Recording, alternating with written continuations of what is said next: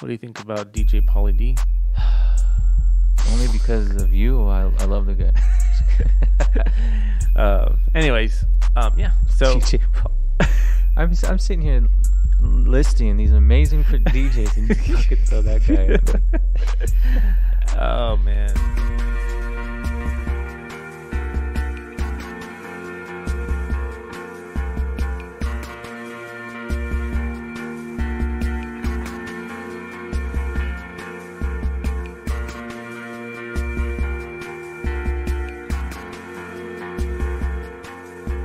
And welcome back, everybody, to another episode of Half and Half Podcast. What's up? Dude, I don't like it when we start these things and you're frustrated. Just too many technical difficulties, and it's still annoying the shit out of me. I think it sounds cool. You sound like a robot. Yeah. We're gonna hear ourselves like that, but our listeners won't. Yeah, so the 8 of you, bear with us. Dude, so I've been wrecking it real bad lately. Uh-huh. What do you mean? There's times where I just fucking throw caution to the wind and I say, you know what? I've got nothing holding me back from eating like a fat kid. Yeah. Right? So like the past 4 or 5 days, I've packed on a couple of LBs. I normally sit at like 192. Right now I'm like at 198. Yeah. Really? And that's in like 6 days time. But the older we get, I don't think I'm lactose intolerant, right? Uh-huh. But sometimes you just got to roll the dice. And I've had cereal like 2 days in a row. With regular milk? Yeah. I don't know why with oat milk out there, why anybody drinks regular milk. You know what, man? I've tried the oat milk. I've tried the almond milk. I use almond milk for my coffee, like at work. Gross. Almond milk's gross. When days I need, well, I don't drink it by itself. Yeah. But there's nothing like, and I hate milk, so it's weird saying this, right? But I have to have milk in my cereal. Right. There's nothing like whole milk in your cereal. But I'm fucking paying for it. Needless to say, I'm running home when we're done here. I don't even remember the last time I had regular milk. It just grosses me out. It's disgusting. Man, and you were a big milk drinker. Yeah, back in the day. Before I knew better, though. What do you mean? Sorry, when you start hearing about pus and disgusting things like that being inside your milk, yeah. Makes you tough. Gross. Oh, yeah. That's why I if I do drink any milk, it's oat milk all the way. I don't like almond milk. I don't like soy milk. The rice milk, it's okay, I guess. But the one that I really love is the oat milk. I've tried them all with cereal. Mm-hmm. That's the only time I'll have milk is with cereal. Yeah. Only time. Yeah. Well, and like a milkshake or whatever, but only time. I don't drink milk. Never have. Yeah. When I was a baby, I guess I did, but yeah, I've tried them all, man. Yeah. And there's just something about that whole milk with cereal, because I love fucking cereal, dude. And I'm a boring ass cereal eater. Let me tell you, fucking boring. Frosted Flakes, number 1. Frosted Mini Wheats, I think number I'm 2. I'm more boring than you then. Oh, don't tell me like Raisin Bran or some weird I do shit. love Raisin Bran. Oh, God. But my favorite, though, is Life. Oh, shit. I absolutely love Life cereal. But I do like Raisin Bran, too. I like Chex. I like all the plain ones. I think the other ones are too sugary. Really? Yeah, and I love sugar, but I think when I taste those, I'm just like, really? Like, this is what people are feeding their kids? Like, it's just too freaking sugary. And then I think oat milk tastes great. I think, actually, matter of fact, and it's not even just because of my veganism, I honestly think oat milk tastes better than regular milk. Because I used to like regular milk. Yeah. And I don't remember how long ago I tried tasting it again, and I was like, what the hell was I thinking? But again, probably because my taste buds have become acclimated to it. Yeah. But you know, it didn't take long to start liking oat milk. I just loved oat milk from the get-go. Yeah, I mean, I was trying to lay off regular milk, which is why I started experimenting with others. Yeah. Yeah, just doesn't have the same pizzazz with It cereal. just grosses me out, man. Especially, I don't want to get all like, whatever. When you learn what they do to those cows just to get the milk. Yeah, I know. I know. You know what I mean? Again, I'm well aware of my contradictions. It's just you can't. I mean, that was to me that was the first thing. Then the second thing was learning what's actually in the milk. Yeah. And what they give the cows to, like, just the whole processing process. Yeah. That was enough to just gross me out to the point where I just couldn't do it. And so now when I have, like I said, I've gone and tasted it. It just, you know what the biggest thing that grosses me out? I would say about like a year ago, I decided to try regular milk. And afterwards I had like, I felt like this like fatty film in my mouth. Oh yeah. Oh God, that grossed me out so bad. I had, you don't get that with oat milk. So when that happened to me, I was like, what? But Like, why do they call it oat milk or almond milk? It's not milk, right? It's just. well, I mean, it looks, and it's supposed to be a So substitute. that's the thing, right? Yeah, I mean, it's a substitute. I mean, Yeah. if you call that oat juice, nobody's gonna put it in their cereal. I don't know, man. I've never, like I said, I hate milk. Mm-hmm. But cereal, the flavor of the cereal masks the whole milk experience. Yeah. So, I mean, I only have milk maybe 4 times a year. Yeah. Maybe. Like the other day, I'm trying to stay away from the snow cones. I've only had a fourth of a snow cone since April, Mm-hmm. March, Mm-hmm. somewhere around there. It's been a long fucking time. But I needed something sweet. I said, fuck, I haven't had cereal in a while. So I did it. Cereal's good. And I'm fucking dying. So good morning, everybody. This is our talk about milk for the morning. Welcome to it. So real quick, before we get into anything, the intro music is different. Yeah, it's sad, man. It's a song I wrote. That's sad. I had to... I started noticing, so our podcast automatically gets uploaded to YouTube, and it kept saying copyright claim. And I was like, what the heck? What am I? And then I realized it's the intro. So just to be safe, I went ahead and I just put one of my own personal songs, since it's considered royalty free. Did you do a heavy song? No, actually, I'm going to go mellow. I'm going to try different things out. So we're heavy musicians. You said heavy when we had this I know I had conversation. originally said that, but I decided I wanted to try like 3 or 4 different intros and then ask people which one they like the best, and then we might say, "No, you guys suck," and go with the one that we like the best. Yeah. But I want to try like 3 or 4 different things and see what sticks. All right. I suppose. It just sucks. That song is like the one that we had. I know it represented us For well. people that don't know, I'm Adrian. Oh yeah, and I'm Paul. Forgot. Okay. We always forget that. But I'm saying like, so the reason for the ebony and ivory is that Paul and I, again, true half and half fashion. I'm a beautiful mocha brown, and Paul is a gorgeous pasty white. Pasty. So not like what's his name? not like powder.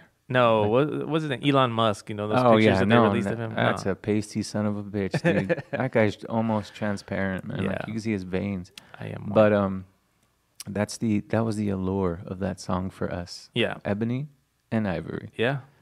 But unfortunately, with futuristic technology and copyright claims and everybody knowing, even though technically, I think I cut it to like 7 seconds. Actually, maybe it's a little bit longer. I know back in the day, it was like you could use any track you wanted as long as it was 7 or 9 seconds or less. Well, fun fact on YouTube, the reason why YouTube Shorts, you can use anybody's song that's on that catalog for 15 seconds. If your video is longer than 15 seconds, it cuts the song or it cuts your video. Oh, okay, so then that's probably what That's it is. because the 15 seconds, it won't. You won't get it's copyright. a copyright claim. Yeah. But I don't think I played our intro more than 15 seconds. Well, if you went dun dun dun dun ebony, no, I don't think so. Yeah, I really don't. But apparently, they still are dinging me. So Oh well. whatever. Dude, speaking of YouTube, what a finicky motherfucker, man. So, what was yesterday? Monday? Mm-hmm. Saturday and Sunday, I put up 2 toys. Again, everybody, Plastic Realm toys, if you're into that thing. Combined total, almost 4,000 views on 2 toys, right? I put up a fucking toy yesterday, 13 views. Yeah. I don't understand. I don't Well, get it. I mean, it goes back to like I put up a short. I got 2.5 thousand views. Yeah. The next one after that was like 200 and almost 300, and then the next one after that was 100 and something, and then this last one It was 11. Like 11. Yeah, I saw that. Like, yeah, I don't know. It's weird, man. I think So- they're still trying to figure out their own AI. I don't even know. But how do you go from almost 4,000, yours is 2,000, 2,000.5 to 10, and mine was 13? Yeah, I don't get it. yeah, dude. it's weird. I don't even know. I'm trying to figure it out. I don't know.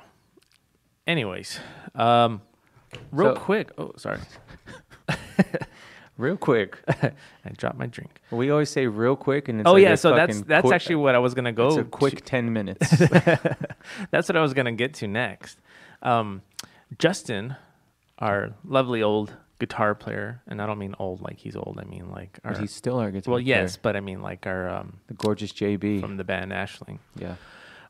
He sent us a message, which it was first of all, it was a voice message. So it was really nice to hear his voice. I haven't heard his voice in ages, and partially, I'm not going to blame myself because he doesn't fucking call me either. Yeah, But we should call each other more. JB, if you're listening, buddy. so he said that we needed to do a drinking game every time we say really. Really? And I hadn't noticed. I had noticed certain things that we say a lot, but I Yeah. hadn't noticed that one in particular. Yeah, that one I never noticed either. Like, we both have our things. Yeah. Right? Like, I like to say motherfucker a lot. Right. And you like to say, for those of you listening. Yeah. I mean, there's so many things that in the span of an hour and a half Yeah. that, we say repeatedly, but apparently really is one of them. I never noticed. And I guess we say it enough for him to suggest that we should do a drinking game. Yeah. Because I guess we say it that much. So for anybody that's not listening in the morning and that happens to be drinking, feel free to drink every time we say Don't discriminate. If you're a day drinker, Really? if you're a day Oh, that's drinker, true. more That- power to you, That's sister. a good point. Yeah. I mean, I used that- to love day the drinking. day drink. Yeah, but I mean, like day drinking at, well, it's already going to be 10. Wow, that took forever. Yeah, it did. Well, I've been here since 7:30. I almost shat myself waiting for you. Sorry.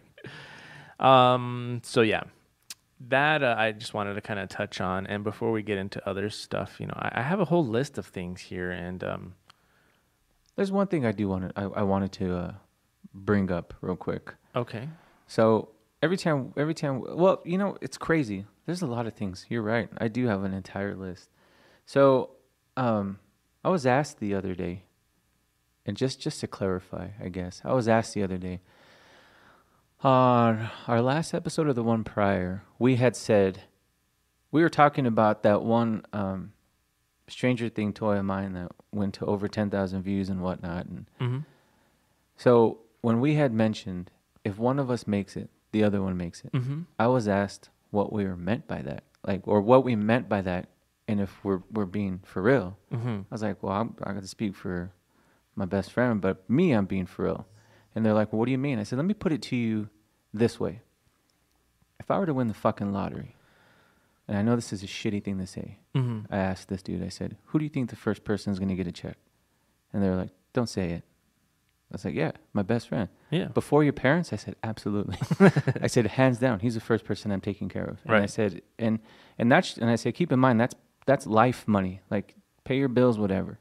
I said, that's not including investment money into our business. I said, he's a videographer, a photographer. I'm going to invest money in that. Like, yeah, absolutely. Right. And they're like, over your parents. He said that like 9 times. I said, yeah, that's what I mean by where I go, he goes. Yeah. You know what I mean? Yeah. Like, zero effort. Right. You know what I mean? It's just like people don't really understand the dynamic of our brotherhood. Yeah, exactly. You know what I mean? Like, yeah. we've been told, actually, you've been told many a times because you have social media. I don't. But someone has commented on, how the fuck are you guys still friends after all this fucking time? Right. You know what I mean? Yeah. And the beauty, I think, of our relationship is we don't even try. We don't. Like, We fucking don't. yeah.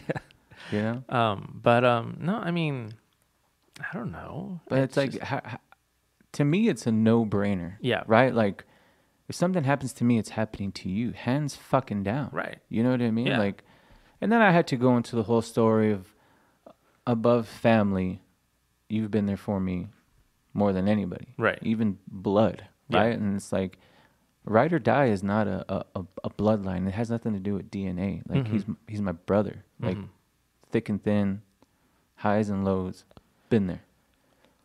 I mean, we've been together for longer than most. Yeah. I mean, and then I'm not even talking about just friendships. I mean, even family, I think, can be more distant sometimes. Oh, yeah, You know, absolutely. sometimes you don't hear from family for a long period of time. But I think you and I have always, number one, I mean, we've been very consistent. Yeah. Where I mean, everything I do, I have you in mind. Yeah. I don't know, it's weird. I know. I can't even fathom not thinking that way. I know. Absolutely. know? That's what I'm saying. Like my wife gets mad. Not mad, but and you can ask her. She'll be on this show one day along with Danny. I think it'd be cool to have them both in here to talk about because my wife's music thing is fucking weird. Yeah. Very weird. But anyway, she'll mention moving out of town. And the first thing I say is, what about Paul? Yeah. Not like, I don't want to leave my dad. I don't want to leave my sister. The first thing I say is, well, what about Paul? Yeah. You know what I mean? Which on that note, the last episode, my wife got a little butt hurt. About her. About what? Or not, no, I don't know. No, I take that back. She didn't get butt hurt. She usually does get butt hurt, but not this time. That's So rude. she made a she made a remark like, see, Adrian agrees with me, because I have this thing, okay, where we spent a lot of time in Los Angeles. Yeah. We spent a lot of time in Phoenix. We spent, you know what I mean? We spent time away from El Paso enough to where I personally, maybe not today, maybe not the same nowadays. I personally, I love Los Angeles. I remember when I first went there, I absolutely hated it. But after spending time there, I love it. Yeah, the culture is great. I'll give you that. It's like my kids; they get real excited about when we go to. Well, we've gone once, but it's like, oh, I want to go back to LA, and they're like, why don't you get excited? I'm like, one, spent half of my life there. I said, two, it's not that. It's the same. You know what I mean? Like, Yeah. you got stores, you got a beach, you got people. Well, what I love about it though is I love a big chunk of the mentality. Yeah. Right. So people think that I want to go and live like the Beverly Hills Housewives or something, which would be great too. But no, to me, it's like the mentality. There's a community out there, and when I say that's what I mean. There's a community out there of people that, for example, this recording studio, right? Yeah. So the mentality, and I don't want to hurt feelings here, but like the mentality in LA is like, when there's a cool place open, people go. People are willing to spend money on a producer, on a location, on a studio, on an idea. Alone. Right. Like, hey, let's go here. That's happening. It's cool. El Paso, on the other hand, you get a lot of, I have garage band mentality. People. How dare you?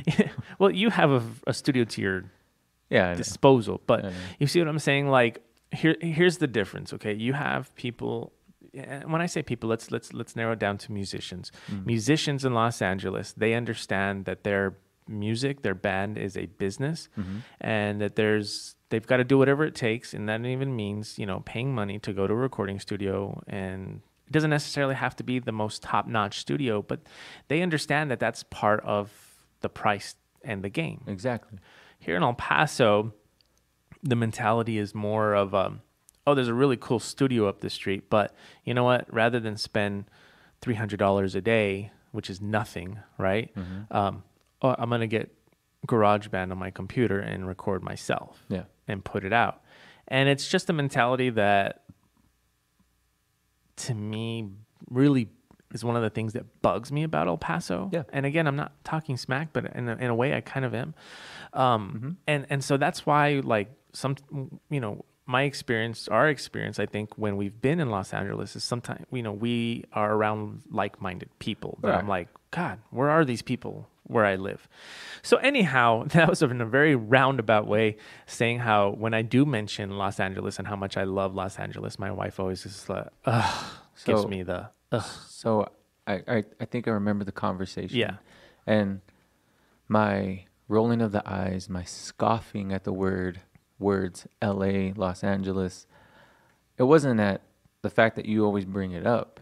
It's the fact that you're a cheating whore. That's what I was talking about. So when you talk about your most recent LA experience, it's you whore. I don't even know what you did out there. It's out of your jealousy because I went with another man. Yeah. Yep. Sure fucking is. But you're like me. You like LA. Oh yeah, I love it there. I absolutely love it. And you're right. It's like El Paso had a fucking amazing music scene. From mid-90s to about... I don't even know if it was amazing, well, though. to us it was. Well, can I finish? Okay. Can I finish? Okay. So from mid-90s to about 2007, 8, right? We had a decent run of quality places to play, a number of bands to play with. Right. More so late 90s, early 2000s. Bands were friends. We were united at the time, right? We played with everybody. It got a little gangy. We spoke about. Yeah, I this was going to say, were they? Yeah, well, that's what I'm getting to. Yeah. Later on, it started going in the opposite route. If you were a band that had more recognition than another, then they hated you. Blah blah. But what I'm trying to get at is we had more spots to play. We had there was actual crowds, people willing to go to these shows. Now Right. this fucking music scene is dead, and Yeah. LA has always had a phenomenal fucking scene. I mean, any night we played, be it a Tuesday, Wednesday, from a Saturday to Friday to a Saturday, there was always people in these fucking bars. Yeah. Always. There's supporters, and then the other thing that I always appreciated was, again, no matter where you were, no matter what day it was, every band that performed was amazing. Yeah. Like, I don't think I ever saw a crappy band play in any LA bar. That- I mean, I'm sure I did, right? But what I'm saying is that even if they were crappy, they were still really good at what they did. Right. If that makes any sense. Whereas, and I don't want to like diss on anybody in El Paso, but I think it's because the difference between an El Paso band, for example, not all, of course, and an LA band is the seriousness of Right. how they see what they're doing. Right. LA bands, they're usually out there, and if they already live there, they're trying to make it in the industry, and they give it 100%. Right. Whereas the El Paso mentality a lot of times is like, I'm just gonna play music, and if it's good, I like it, whatever. And if somebody finds it great, not like, I don't know. There's just not that ambition. I agree with you, and you and I sometimes, I don't want to say disagree, but I'm not here to fuck around. I don't Right. care how old I am. Whatever. I'm not here to fuck around.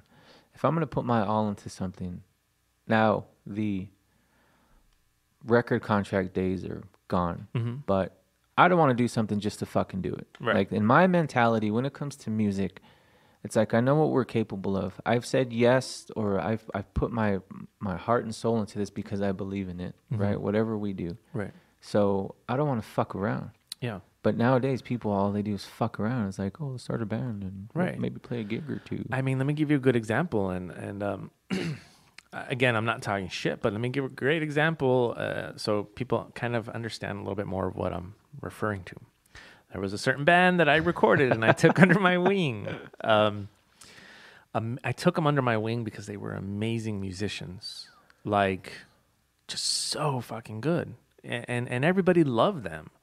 Took them under my wing, did an EP with them. I fully produced it. And I sent them out to LA afterwards. I helped them. I got, our good buddy Alex helped them move out there. I love you, boo.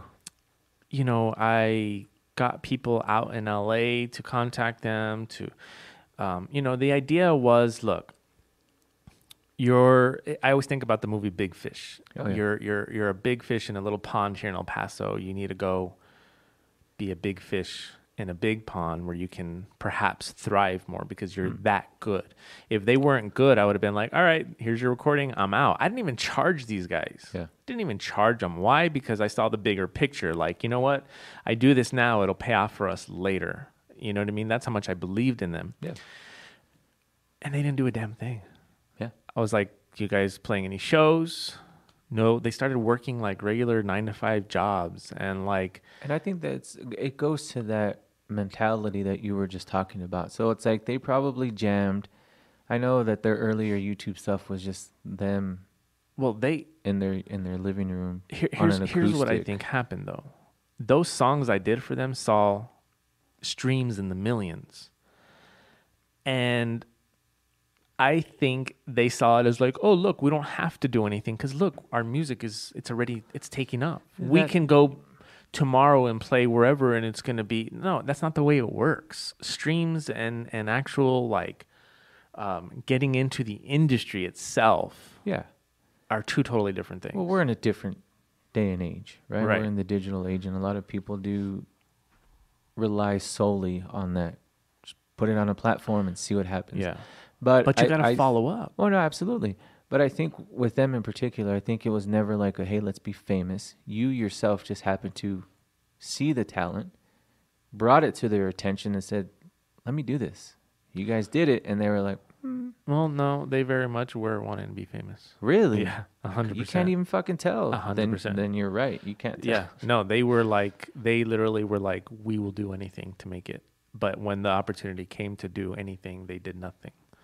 That's because that shit's work. Yeah. You know what And I'm that's and you know I don't know I don't know that to me it comes down to it was laziness. Yeah. You know, laziness, just again that mentality of well, I'm gonna sit back and somebody will come by along the way and pick us up, and I'm Yeah. like, dude, I was your boat. Like, I was that somebody. I was that somebody, and you let it go to shit. They ended up going to record with another producer, did one song that I thought came out like trash, but that's it. One of the dudes joined the military, and Yeah. I mean, again, they're probably still writing on this whole, and that's the thing. That's not taking anything away, especially the singer. Like, good dude, just talent, such a good talent that just never did anything with it. Unfortunately, Yeah. not that time's over or whatever, but I don't know. You gotta want it or you don't, man. Yeah. So again, but that goes back to what I'm saying So about there's a lot of artists, not just them. There's a lot of artists that they wonder why nothing came of whatever they're doing, and it's like, well, that's why you've Yeah. got to have that ambition. You've got to have that drive. You have to understand that your music, your band is a business, and you have to run it like a business, and that means getting up every day and doing what you got to do. You know, and if you don't do it, then Nothing's gonna happen. yeah. Yeah. So. But going back to the El Paso mentality, which is basically what this conversation started on, it's like I think about it all the time. We don't have great stuff because nobody wants to pay for it, right? Mm-hmm. It's that mentality. Yeah. It's like we don't have all these great restaurants and all this shit coming through because no one's gonna want to pay $15 for a burger, even though Right. it's fucking amazing, and I would. Yeah. So the rest of us that are down to pay for shit, it ruins it for everybody because it's just that mentality. You know what I Yeah. mean? It's I love El Paso. I love yeah, the me city. too. Cost of living, I mean, you name it. There's a lot of good things.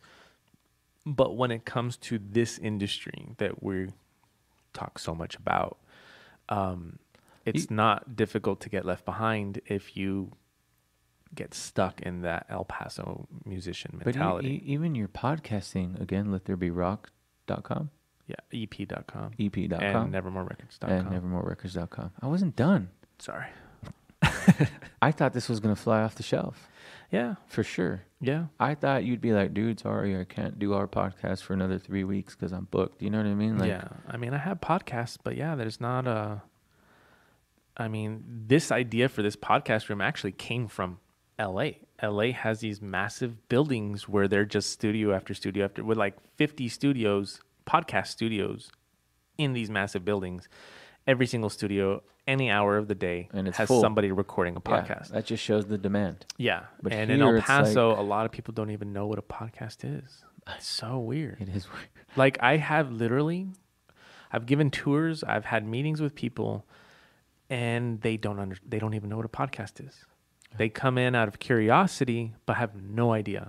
And it's just, again, I'm just like, dude, it's El Paso. Yeah, but you're not moving to LA, so we can just end that conversation right here. So yeah. Anyways, again, that's not a diss. It's just, I mean, people are gonna be like, yeah, it was. You know what? It's more of a like, it's kind of like I go back to like fat shaming. Like people get mad when like people fat shame when it's kind of like you're not talking shit. Like if I tell you, Adrian, dude, you're looking a little thick. Yeah.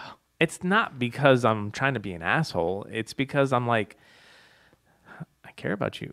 You know what I mean? Trying to reel in the reins, man. I care. Yeah. Like, hey, there's some like, dude. It's about your health. It's not about how you look. It's Put the cereal down. exactly. You know, I want people to tell me when I'm looking fat because I might think I'm looking great, and the moment someone says you're looking fat, Paul, I'm like, fuck, I gotta go exercise. I need to go on a diet or whatever, right? Yeah. I think just people take offense to everything nowadays, and it's so stupid. They So, do. anyways, if you're taking offense, oh well. Yeah. Moving on. Well. Got so much shit on my list, man. I I don't know know. if we can touch all of it. There's one thing I do want to bring up for sure.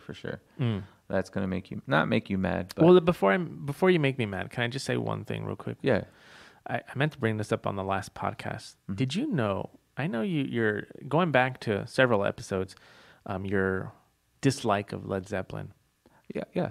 Oh, Okay. I know. That changed my mind. Remember? Oh, you like them now? Well, I stomach them more. Okay, yeah, there but you go. I love Zeppelin 1 and 2 more than anything. Well, I wanted to bring up. Did you see the video of Billy Corgan and Perry Farrell covering No, I did not. Led Zeppelin song Really? Yeah.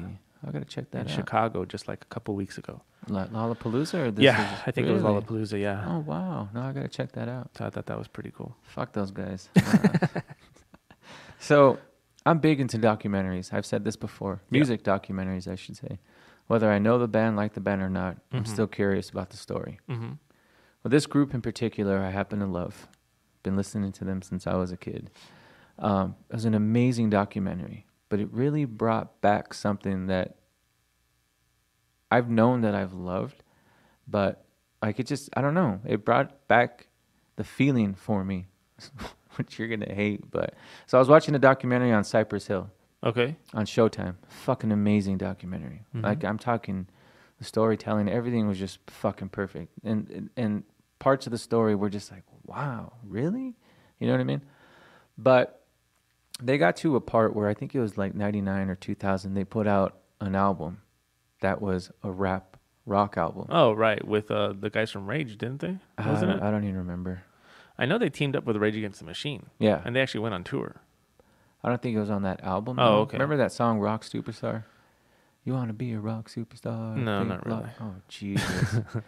Anyway, much to your dismay, it reinvigorated my love for fucking new metal. Like I sat there and I was like, fuck Paul, man. New metal is fucking amazing. And I went back, dude, and I listened to all the new metal greats, man. Like for me, it was the appeal for new metal for me is I've always been a hip hop head since I was a kid. I loved hip hop before I loved rock. Mm-hmm. And the day the two worlds met, like, it was fucking phenomenal, right? Like, So, I know there's a rap metal, new rock, new metal, whatever. Sorry. I know rap is like a component to some new metal, but not all new metal has rap. no, not all of it. No, Right. you're right. But, So- I mean, it spawned from the rap rock thing, right? Yeah. You know, like Chino rapped, Jonathan Davis in his own style. Oh God, Yeah. you know that I love the fact that I read an article where he says that the song he did with Fred Durst and Chino, he says, He never did a song with Fred Durst and Chino. or maybe it was just Fred Durst. Fred Durst. Okay, well he says that was, and I could not agree more. He says not only was it the worst song that he ever did in his whole life, he says it's one of the worst songs in existence. Oh, yeah. It was such a all about the family. oh my God, that was fucking cheese to the max. But see, it's funny that he says that because I've always taken that song as intentionally cheesy. Like, let's just diss each other but for that's the 3.5 minutes. No, but at the time that was like it was probably cool to them. But in a cheese, no. So that was taken serious when that song was recorded. I think it wasn't taken serious, but I think like they thought what they were doing was good.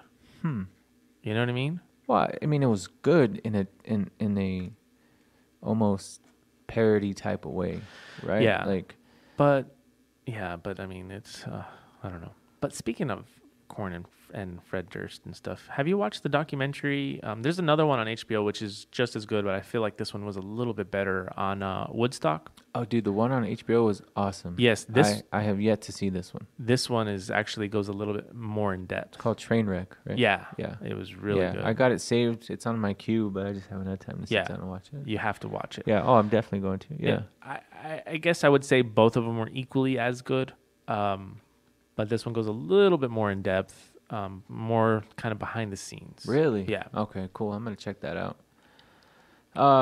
What else? What do you got a list too? Yeah, I got a whole bunch of stuff. Oh, Taco Bell just had a new release. Taco Bell? Yeah. You got a notification It on says- Taco Bell? Yeah. Wow. A new mango freeze drink from Taco Bell. I tell you what, dude, I am the whitest Mexican you will ever meet, right? Like the whitest. Yeah. I don't speak Spanish. I don't like anything spicy, but I will say that I'm Mexican enough to know that fucking Taco Bell is disgusting. And I want a real grandma's taco. I agree. I don't want to say it's disgusting. I do agree. It's not Mexican. It's not. The furthest thing from Mexican, right? But I love Taco Bell because they have a lot of vegetarian options. Fine. I get the chalupa with potato instead of beef. Like, I think it's funny when you see commercials of people having taco night. And there's these already pre-made shells. But that's also because of where we're from. We're from a border town where there's real Mexican food. I'm just saying, though, pre-made shells, the old El Paso shells. Yeah. Ugh. Pre-shredded cheddar. Yeah. Taco mix. Do you know that real everybody listening, true Hispanics, true Mexicans do not use taco seasoning. That's not a thing in our meat. Right. It's a little bit of garlic powder, a little bit of salt, a little bit of pepper, and you brown your meat. You know what I mean? There's no fucking taco seasoning. It's disgusting. Your meat is brown. Yeah, dude. Yeah, dude. Browner than you all think. My set is brown. You know what I mean? It's like, it tastes like armpit. Y'all need to stop that and try a real taco. Just saying. Yeah. I think the best food is here, but also we found some, and again, going back to LA. Oh, dude. Dude, in Echo Park. Dude, that one little old lady, she was at the corner of that building. She had this little restaurant, I guess if you want. Yeah. Well, she sold out of the side of a building. It was just her. Yeah. Dude, the best fucking carne asada burritos I have ever had in my life. Right. And we ate them like 2 or 3 times a day for like 3 days. That's when we were recording. What was that studio called? I remember I thought I was going to get killed when I walked to the little station, the little corner store. Yeah. There's a bunch of cholos there. Yeah. But that was like a really cool studio. We recorded drums there. Yeah. I can't remember what it was called. I don't remember either. But I think about those burritos every fucking day. Yeah, those were great. Oh my God. That beautiful little old lady. Like a grandma. She had that Mexican grandma smock on. You know what I'm saying? Yeah. Yeah, because remember, I remember the reason I remember that so well is we were there for a while and we were like, dude, I'm so sick of, like, we need real Mexican food, like something that's going to remind us of home. Yeah. So we specifically said, let's go find the dirtiest, ugliest looking place that we can find because we know they're going to have the best food. And that's what we did. Yeah. That was great. Yeah. I hope that little old lady's still alive and thriving. What I really actually I'm really excited to get into, if you're ready yet. I don't know. Ready. And to getting into our challenge results. I'm ready because I'm sweating right now. Are you really? We could put the AC No, on. I'm not sweating for that reason, dude. Oh, you got the Shats coming. Dude, do not have 4 bowls of cereal. So before I you go to bed. really, you don't understand how excited I've been to get into Really? our last challenge. Okay, let's do it. Who do you want? Do you want me to go first? Because you always go first. Well, actually, the last 2 times you've gone first, so I would like that. All right. Yeah. You want me to go first Yeah, again? All right. I don't want to ruin that there. Okay, so the band I was assigned was Black Sabbath, Mhm. right? And I told you on our last one, I'm not a Sabbath fan. Mhm. I'm not an Ozzy fan. in the word itself fan, but I like, the songs that I've heard. I've nothing against them. But, I've always told you, or I told you, I know more about Ozzy than you think. Right. And the reason of that is because of the Osbournes. Oh, The show. That was such a good show. I was addicted to that fucking Yeah, show, man. that was I great. love that show. And again, back to my whole love for documentaries. VH1 used to have a thing called Behind the Music, and they did one on Sabbath and they did one on Ozzy, I think. Or was it just Ozzy? Don't remember, but I loved it. Great fucking story. That dude's got an amazing, amazing story. But yeah, so okay, so of course I know more Sabbath songs than I knew Beatles songs or Zeppelin songs, right? But surprisingly, it was only like their later stuff. Okay, because I had called you the other day and I said I'm only going up to the Ozzy stuff. Right. I didn't want to do the Ronnie James Dio stuff. Right, of course. And I agreed. Boring. Yeah. So I just did all the anything Ozzy was on. Mm-hmm. So the first album, self-titled, Black Sabbath, the song Black Sabbath, and I wrote, and I quote, "Where do I begin? 3 notes, yet so fucking powerful." Oh, wow. Yeah. So fucking powerful. And it was literally... That's my favorite Black Sabbath song. Yeah, really? Yeah. Dude, the ending was fucking ridiculous. And I wrote here, I related to goth, Bauhaus-esque with a skosh of Manson. You know what I mean? Yeah. I love the drudgery of it. It's very, and I wrote here again, very reminiscent of what doom metal is today. Right. You know what I mean? Yeah, I like that comparison. Yeah. I fucking love that song. Yeah. Love it. And then there was a song called The Wizard. Mm-hmm. The harmonica. Oh, yeah. And then I put again, Need I Say More? Yeah. It's fucking awesome. Right. Unexpected. They started doing shit that, like, wanting to be different back in those days via, or a la Led Zeppelin, shit like that. You can see, but these dudes were like, for me, in my mind, I'm guessing it's like, dude, it has to sound evil and Right. it has to sound dark, and we have to like just really fucking tone it down. Right. And that's what they fucking did. Right. That harmonica part was fucking phenomenal, man. They did have a bit of a Zeppelin undertone on that song, but again, to be expected from that time period. Moving on to the bass playing. I've always known who Geezer Butler was, right? I've heard of him, knew of him. But I never knew him like I do now. Amazing fucking bass player. Right. He's got you can tell his style, especially for back then, had a lot of jazz and R&B influences in it. Right. He's doing shit that it's kind of like what I love to do. We're in very heavy bands, but I always play to my style, right? Right. So it's kind of like that's what he did. Yeah, it was meant to be dark and whatnot, but his parts were like happy R&B style, but it fit like all the dark stuff Tony Iommi was doing. Right. You know what I mean? Mm-hmm. There's another song on that album called Wicked World. Love the fucking bridge. And Geezer Butler and Tony Iommi sounded just amazing together on that fucking bridge. Mm-hmm. You know what I'm talking about? Mm-hmm. Yeah, that part was just fucking blew me away. Right. That album for sure, those 3 songs definitely are going on or I think they've already gone on my list. Like I crave those songs now. You know what I mean? So I didn't write notes for all the albums. I'm just highlighting everything. So the next album was Paranoid. That song Planet Caravan. Mm-hmm. Fucking amazing. Pantera covered that song. Yeah. Fucking amazing. Now, the one thing that really got me, and I don't mean to strike a chord here, but the bongos instantly made me miss your dad. Instantly. Yeah. Like, it was like, as soon as I heard it, that's the first thing I pictured. Yeah. I remember the first time, going way back in story, off tangent. We were at the Beachcomber house, and your dad was sitting on the fireplace, and he had these 2 little bongos, and he was just wailing away on them. Yeah. But the way he would get his hands, like Yeah, exactly. He'd move his hands like he was dancing. Dude, instantly. Yeah. Instantly fucking missed your dad. Me in the quiet, cool vocal style. Ozzy's quiet, cool, and I quote, "You chills, bro." I loved it. The bass was great.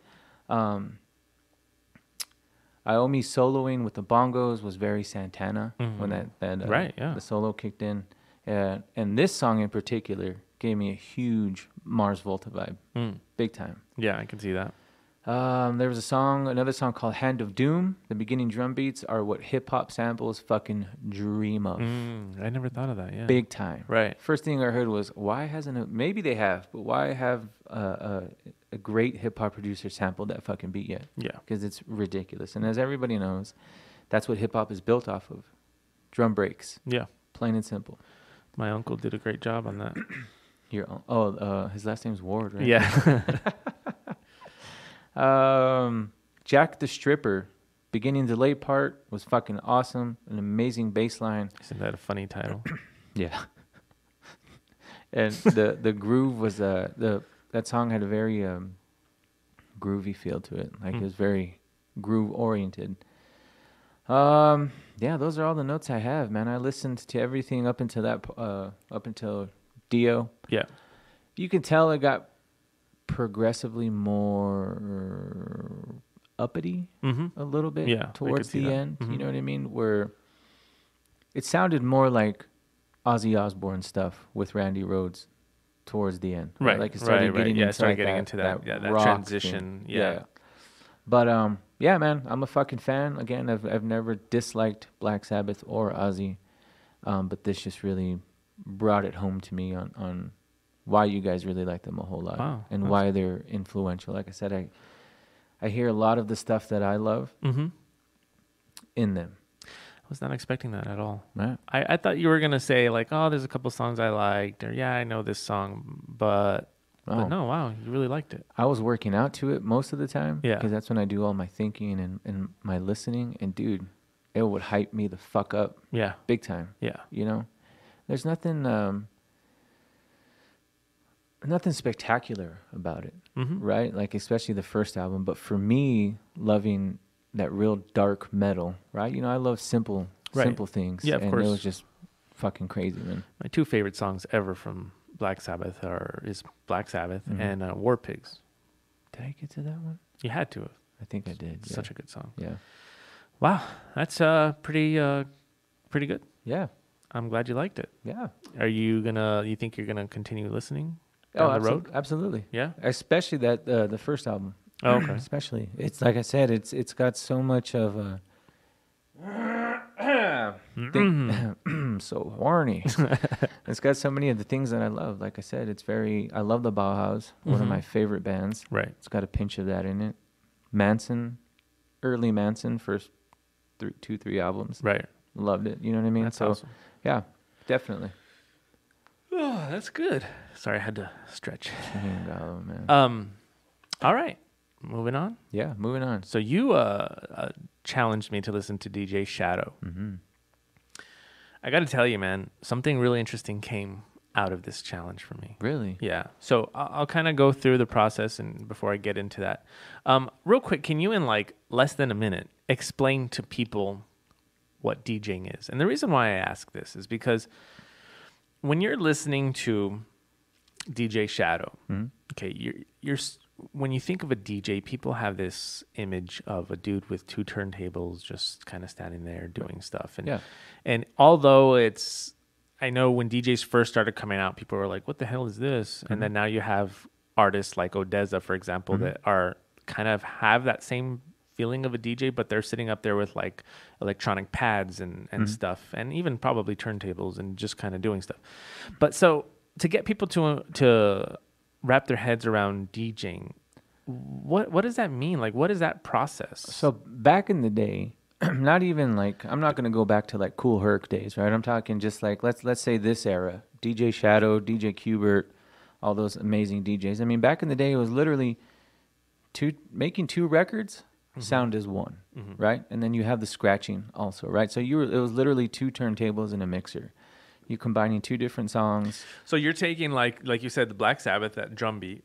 You could take that drum beat, you can put it on a loop on one, and then you can have that record going on a loop. Well, not even looping. Well, see, now you're gonna make me go way down into the history. I'm just curious because I wanted to know for myself, because I was trying to wrap my head around how this guy's able to make music as a DJ. Okay, so he started off as a DJ, 2 turntables and a mixer, right? I figured that. Typical DJ fashion. I could tell. But I guess DJ Shadow is just that name stuck, right? Uh-huh. It's more of a producer. So you now, technology advancing, you have those MPCs, right? Or what are they called? Yeah, MPCs, right? I think so. Yeah. The Akais and all that, right? Yeah. So you now take the sample that you love from a vinyl, you record it, you sample it into that MPC. The pads. Yeah. Yeah. And then he breaks it down. So here, this pad's your drums, your kick, your whatever, right? So at that point, he's sampling drum beats off of vinyls like DJs do, but then he's writing his own parts. He's making his own beats. He's turning that kick drum into something else. Okay. So he's more of a producer now, right? Typical DJ fashion, using other vinyls or other people's breaks and whatnot into his music, composing it to his own way. Okay. But even on those pads, you can take a bass line, break it down, and Right. each pad is a bass note. Yeah. Right. So of course he still samples people's vocals. You know what I mean? He's got live MCs on there rapping on it. Okay. But And that really resonates with me because I love doing that. I Right. do that myself. Right. Yeah. So you have like these pads. They're they're buttons essentially, and like a grid, and you can make each button a certain note, and you can play. You can actually write bass lines or piano or whatever. Yeah. Okay. I think that's a good explanation, and just being able to try to wrap head around like okay, Just real quick, because again, you can't get me started on this and then make me stop. The way it originally started, back in the day, people would have these block parties, and a person with a turntable would just sit outside, play these records on their system, and people would dance. I think it was Kool Herc who started finding that a particular part of a song, which is called the breakbeat, yeah, that was only 6-7 seconds long. right, He found that people really gravitated to that part. And he was like, okay, how the fuck do I do this?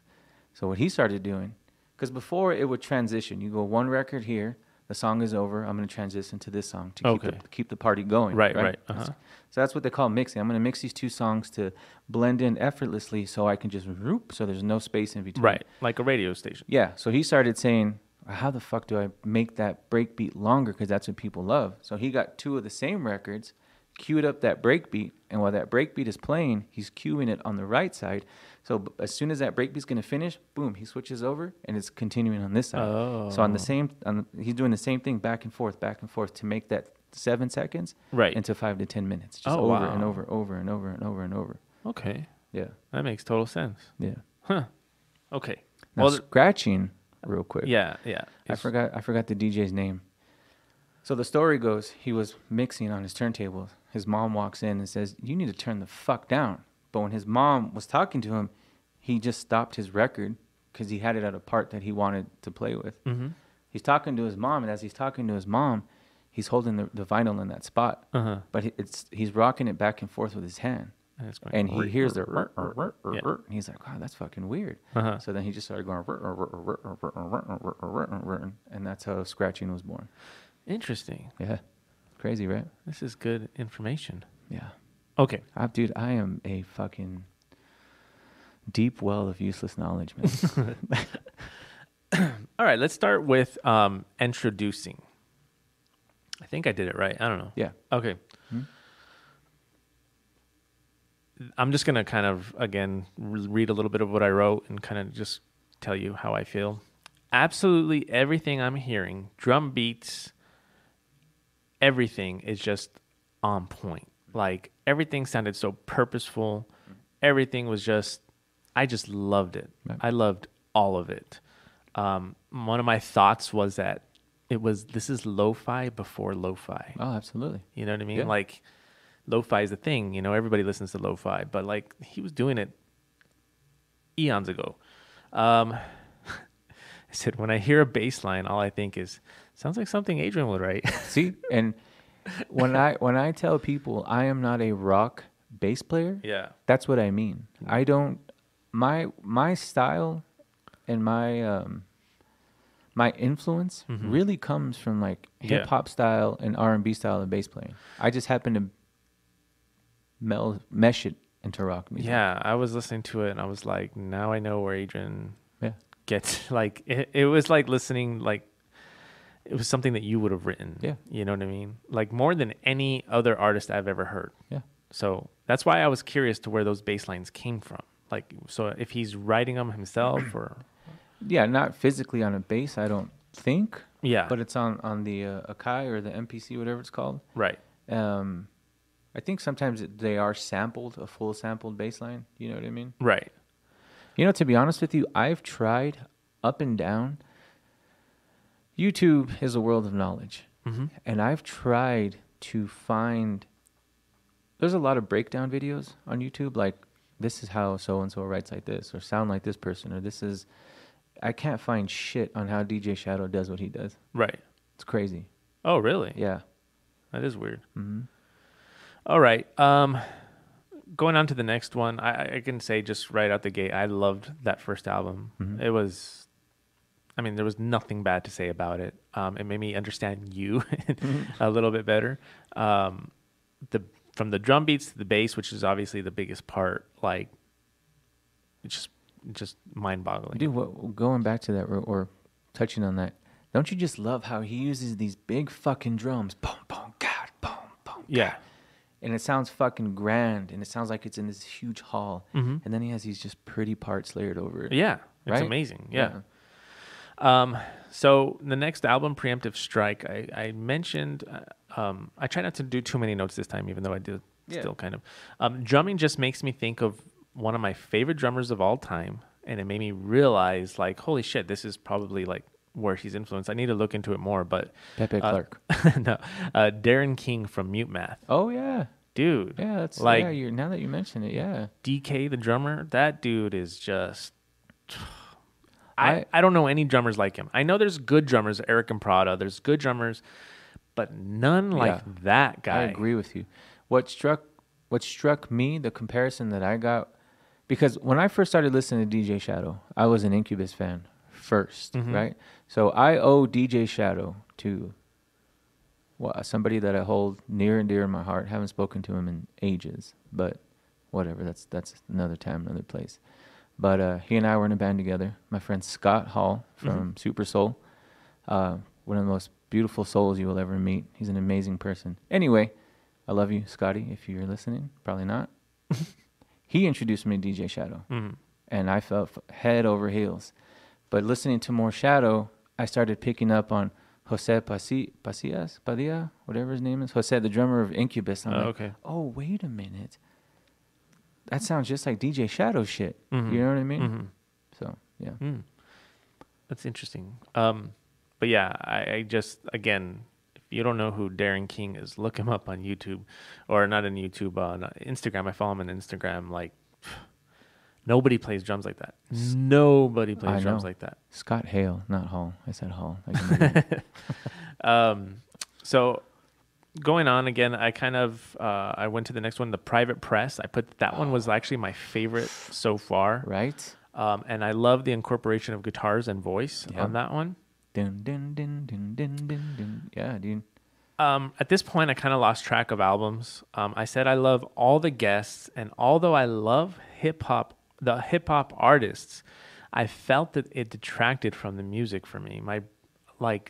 I didn't want to hear. I agree with you. Later on, he started bringing on. I think The Outsider had more guests than I can remember in any other album prior.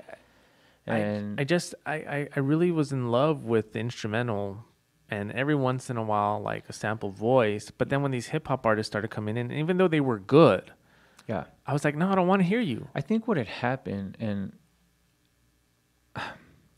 I'm trying to piece together the time period. So I agree with you, right? He's very hip hop, right? Hip hop influence. So there were times where I'm like, man, it would sound great if you had a rapper here, what have you. So turns out he was in this rap group called Quantum.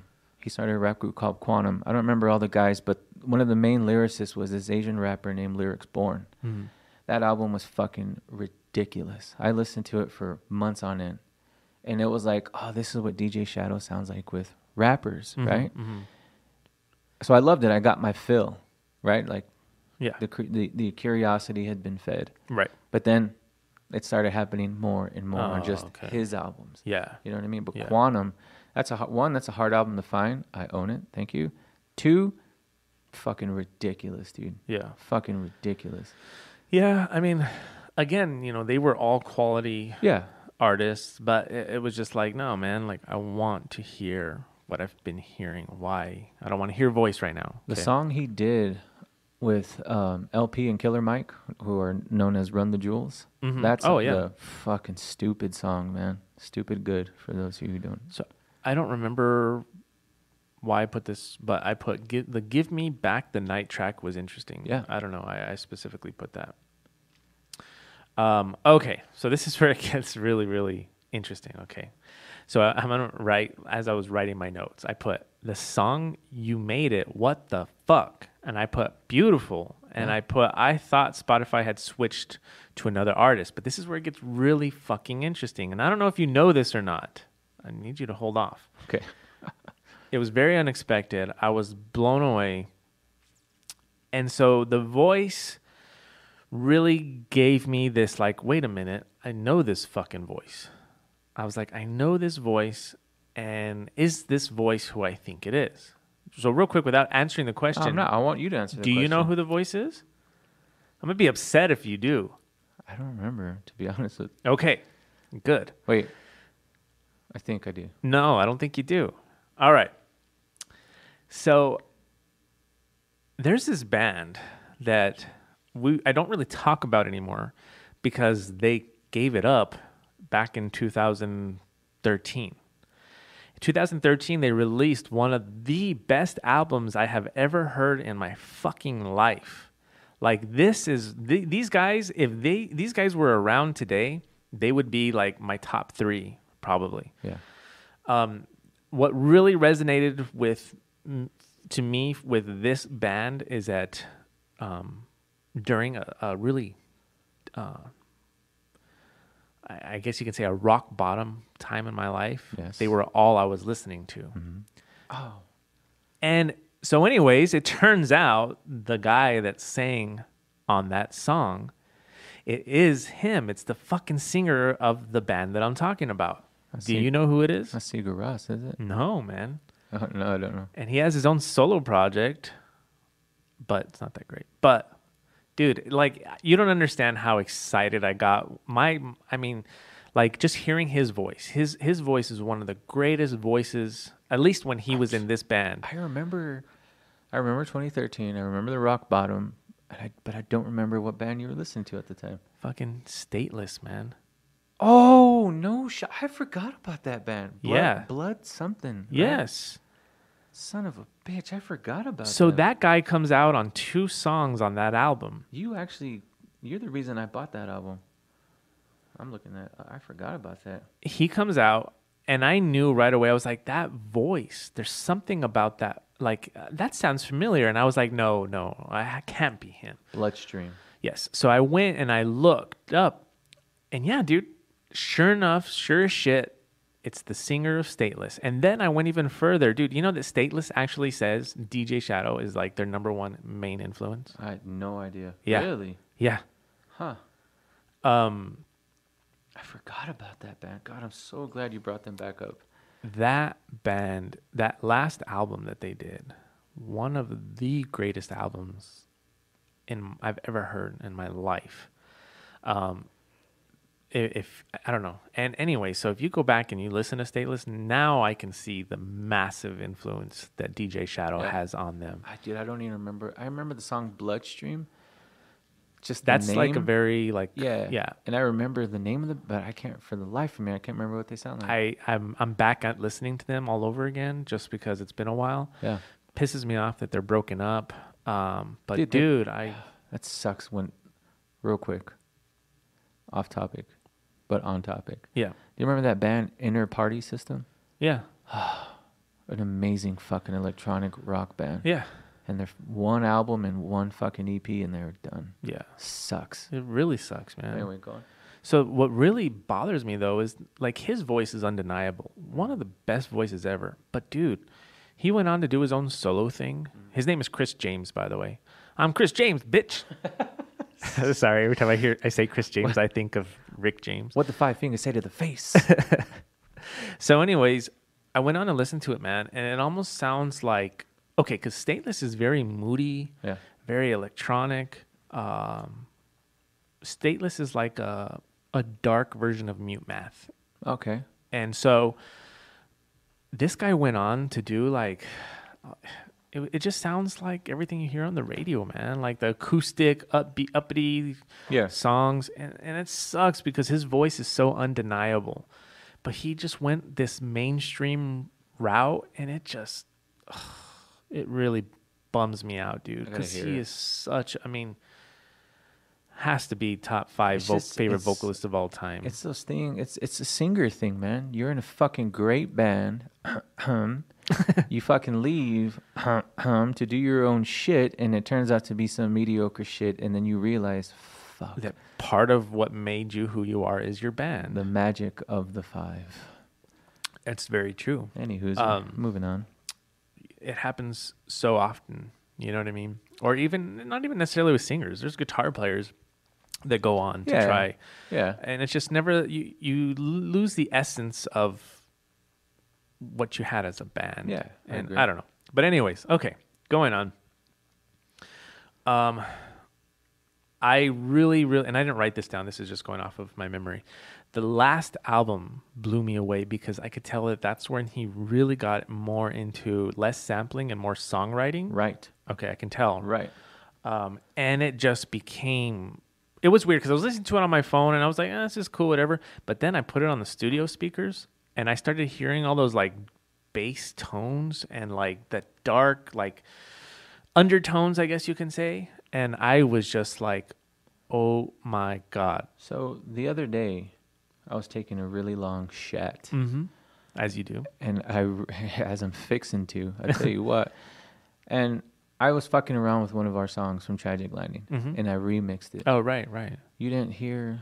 It was just the quality. I couldn't. But I'm saying, like, even with just the quality, Oh, yeah. like, Yeah. DJ Shadow's my boy, dude. It's because you know me. I'm a production guy. I can read. I didn't sit there and mix and master it. I said, well, I think this sounds pretty good. I'm gonna send it to my guys right now. It reminded me of like back in the day when we would call each other on the phone and like we would leave a message holding the phone to our speaker. Like, check out this song or whatever. What? No, I heard it the other day in the car after you commented on low quality. Yeah, Yeah. it's not the best, but in my car, right? Because I have my, what do you call it? My tones set a certain way, Mhm. and it sounded fine.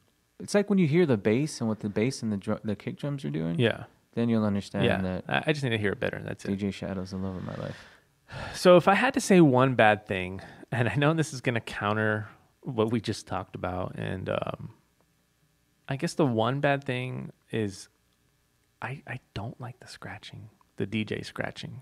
Yeah, I I don't can know. see that. It gets to me. It gets to be like okay, like here and there it's cool, but after a while like it's just kind of like I don't know. It just But becomes yeah. redundant. I adore it. Dude, let me tell you, above fucking playing guitar, above playing bass, above learning how to be a drummer, above learning how to even fucking sing, learning how to scratch is the one of the fucking hardest things. I scratch my nuts Ever. all the time, and Well, it's that's because- not that Because difficult. they're Adrian. so low, you don't gotta dig. They're just right there. No, but in all honesty, dude, that is the most beautiful art form fucking ever. So if I put my balls on a record and I started moving it back and forth, it would give a new meaning to ball scratching. Oh my God, you're right. You are right. That's something we're gonna try. You take one and I'll take the other, and we're gonna ball scratch We're together. I'm gonna bring my setup. I dabbled in DJing, right? Like, Yeah. I have a full set, 2 turntables, mixer, stuff like that. And I got the mixing part down, right? Being able to mix 2 songs effortlessly or what have you. But the scratching, dude, fuck, man, I couldn't. Like, Really? I gave up. Really? Yeah, Wow. I want to get back into it because I still have them there, and my wife's like, sell them or do something with them, and I'm like, yeah, you're right. Mm-hmm. But you know me, I'm a hoarder. I can't like let go of shit. Mm-hmm. So to justify keeping them, I said, "Well, yeah, I gotta get back on that scratching thing. I have to. It's fucking hard, dude. Wow. It's hard. Interesting. Yeah. So at the end of it all, dude, I absolutely loved DJ Shadow. Good. I mean, So now you see the reason I gave it to you is I wanted you to see why he means so much to me. Oh yeah, You know what I mean? but more importantly though, and this is something that I always was hoping that you would get from some of the artists that I've introduced or into these challenges for you, is I also realize how widespread his influence really was, Oh, or yeah. is, I Yeah. should say. Yeah. Like when I thought about, again, Mute Math, Stateless, two of my favorite bands in the whole fucking world. Yeah.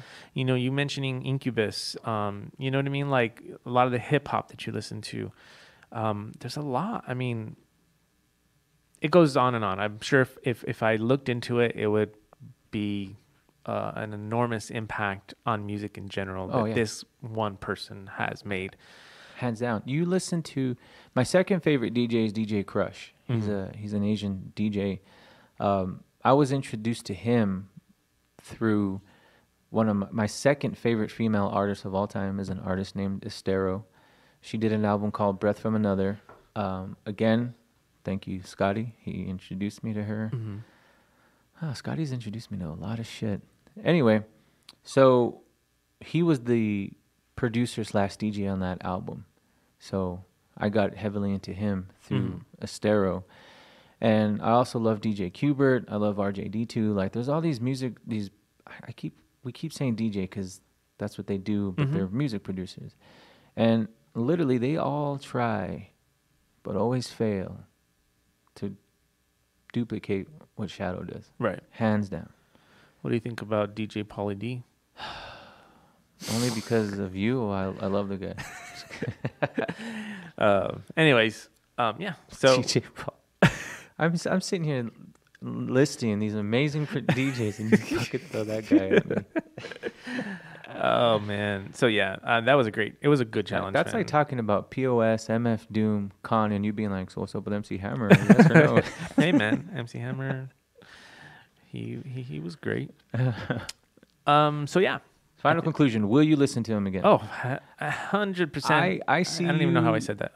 100%. 100%. 100%. I see you driving to ACL and throwing that on a Oh, long of course. drive. Right? Dude, like I'm actually excited to go and now that I went through the whole thing, I'm excited to go back again. Man, It was great, man. Yeah. It was just so good. Preemptive Strike is my all-time favorite Shadow album. So on that note, what's our next challenge? Okay, I'm glad you brought that up, you cutie. So, I want to stick with actually Private Press is fucking up there for me too. I think those Oh are yeah, my that was two a good favorite album. albums. Yeah. Oh, I also like the live albums too. I Right? don't like listening to live shit, Dude. but I like the way he literally takes people on an experience. Do you want to see him in his element? journey? In his real element. Next time you're shatting, BTW, while we're on that topic, I got the privilege the other day to hear you use your bidet, and I was fucking shocked. I said, "Damn, that motherfucker squirts that hard." I thought you were washing your hands, some shit. And I was No, like, "Did you man. just use your bidet?" And you started laughing. You're like, "Yep." I said, "Damn, dude, that's a fucking stream in the ass that'll scare me." You really want to see him in like his raw element form? There's a performance that he has on YouTube called DJ Shadow or The Boiler Room DJ Shadow, and it's this small underground fucking club that they set DJs up in the middle of the fucking place, and just crowds are surrounding them, and they just fucking do their thing. Wow. I almost cried when I saw that. That's it's cool. just him, 2 turntables, a mixer, and I think like an MPC or something. I don't remember, but yeah, That sounds cool. it's crazy. I'm interested. Yeah. And there's another amazing documentary called Scratch. Mm-hmm. It came out in the early 2000s. It features him, Qbert, a bunch of fucking great DJs, but he touches on his story. Like they actually interview him Oh wow. because he's kind of like an elusive figure. I don't know. Well, I don't know if you. I don't know. I need to go deeper into. If you try YouTubing him, like Your there's ass. not Sorry. there's not a lot of like interviews and shit that I've found. Yeah. Right. You know what I mean? Like he's one of those, I guess, private shy dudes. I don't know. But Yeah.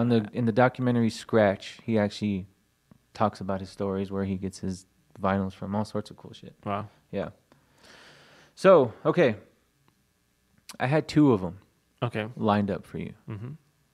All depending on how your challenge went with DJ Shadow.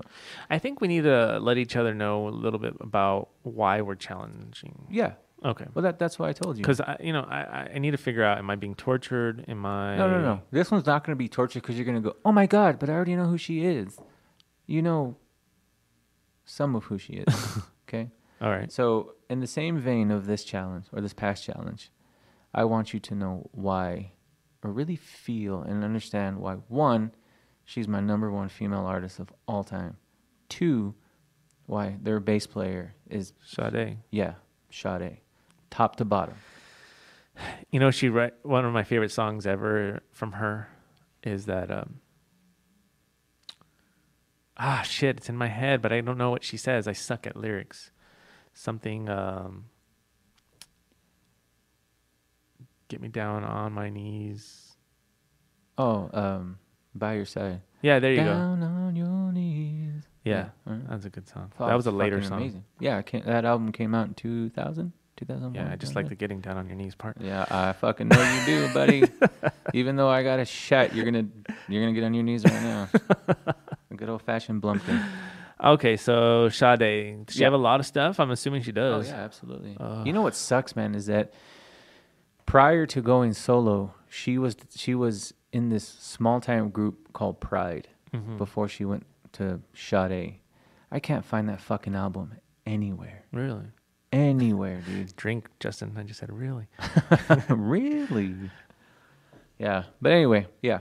All right, I'll do Sade. I always want to say Sade. Yeah. Sade. I'll do some Sade. Helen Sade Adieu. How do you get Sade from Sade? At least Sadie. It's just how they pronounce it. What do you want me to do? Okay. Oh, man. Okay, this artist is an artist that when I first heard them, I was like, fuck no. Oh, shit. Okay. I didn't understand it. My little brother, Jason. Fuck Jason. I think it was him that told me, like, dude, like, do you understand the story behind this person? And he kind of told me a little bit about it, or maybe it was Daniela. I don't know. No, you know what? I'm not going to do it. I'm not going to do it. Fuck Jason. Anything he's got to offer, I don't want it. One of them told me this backstory, and that kind of piqued my interest a little bit. Okay, wait, don't tell me the backstory. Just give me the artist. No, I'm not going to. I'm I'm just saying. I like to do my homework. That's what kind of piqued my interest to listen a little bit further. Mm-hmm. Okay. And I'm not going to sit here and tell you that everything this artist has done is great. There's some stuff that this artist has done that sucks. Bad. But I am now a fan. I have bought into not only this person as an artist. But do you know factually I do not like this artist, or I don't know much of them? Because I don't want you to be like, I don't know. I hit don't me know with somebody that I'm like, dude, I just listened to. Well, that's what I'm kind of afraid of at this point. Okay. But I'm throwing it at you anyways. Okay. I listen to this artist now. They just came out with a new album. I've listened to all of their stuff going forward. The last 3 albums, I don't know how many they have. Maybe they only have 3, but the last 3 albums are amazing. Given here and there, I gained a new appreciation for this person even more recently, and I'll explain that in a little bit after I say who it is. I'm going to challenge you to listen to Post Malone. Oh, Posty. Okay. Have you done that before? I've heard enough of Post Malone, but I have not dug deep. Gone through, right? Yeah. My friend at work, Ricardo, he's Ricardo? I don't know if he's fucking with me, but he says Nobody else better be fucking with you, Adrian. Oh, really? It's not okay for me, you fucking whore. Chingalo, man. I know he likes him, but I think he loves him. But anyway, yeah. Well, Post Malone, I got you. What got me also recently, just as part of this challenge, I want you to not only listen to it, but I want you to watch. He did a YouTube live thing during the pandemic where they played him and Travis Barker. They did nothing but Nirvana songs. Yeah, I saw that. You saw it? Yeah. See, that right there gave me a even more newfound respect. Well, here's the thing about Post Malone. I don't know if you know this, but in the earlier part of his career, I guess he's one of those new trap rappers, right? But he sings at the same time. I know he's got a great voice.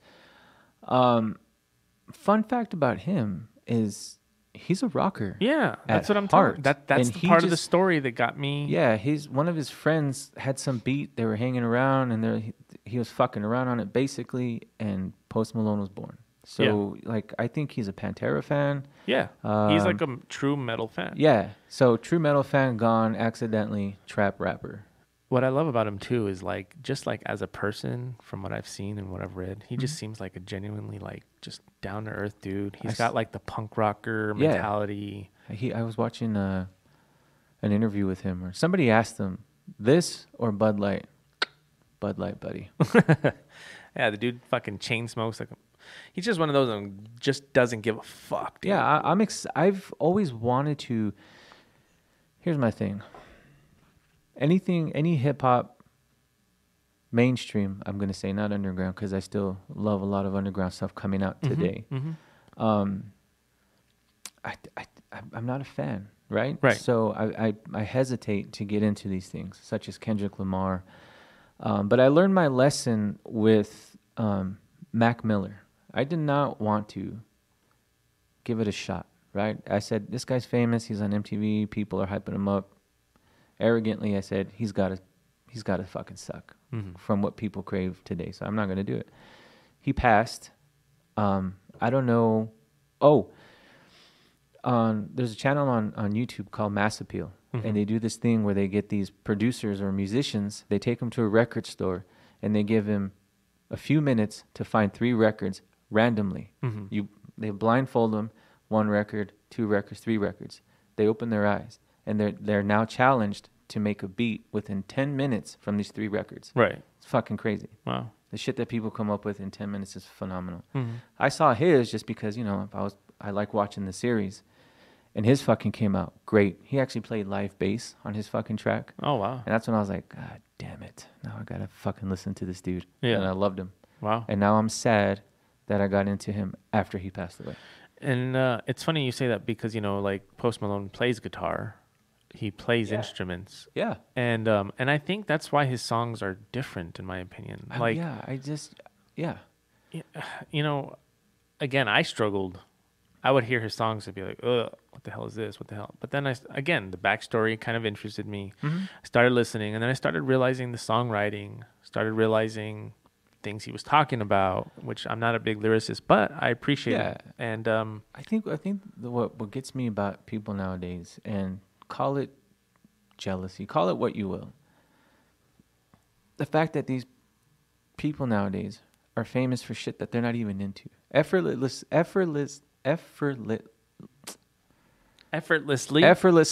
today, Junior. Effortless. What the fuck? I can't say it. Effortlessly. Making it, right? Hitting the big time on fucking accident. Yeah. But yet, I know your dreams and aspirations of being a rock star is fucking over. Yep.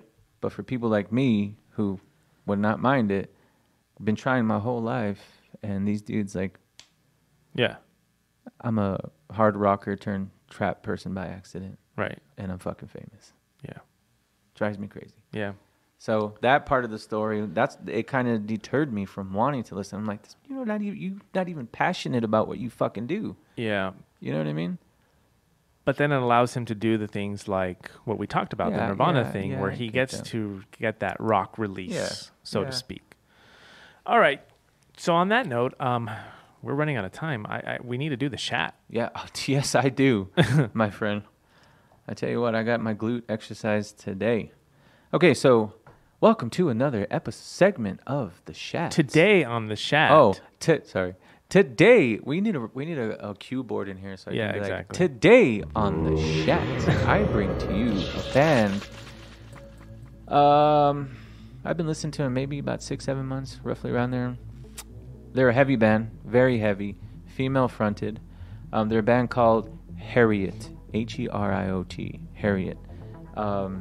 Very heavy. What I love about them, like there's this one song, I forgot the name of it, blast beats, pure fucking aggression, and the verse goes straight into like this just pretty angelic part.